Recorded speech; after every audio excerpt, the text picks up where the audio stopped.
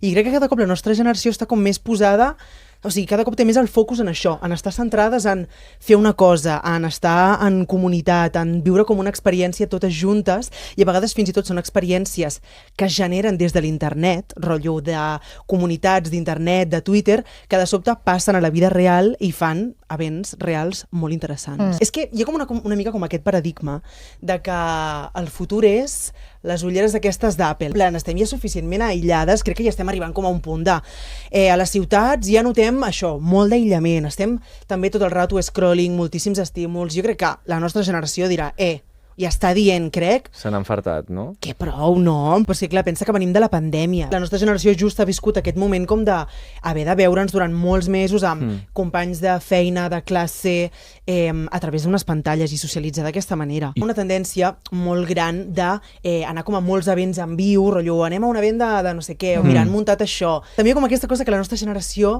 és molt de publicar alguna cosa a xarxes, però tampoc explicar-ho molt. Només que tinguis la foto al concert de la Lady Gaga per dir una cosa, tu ja tens com el FOMO. Que se sàpiga que ja has estat. Ahí estàs, el FOMO és real.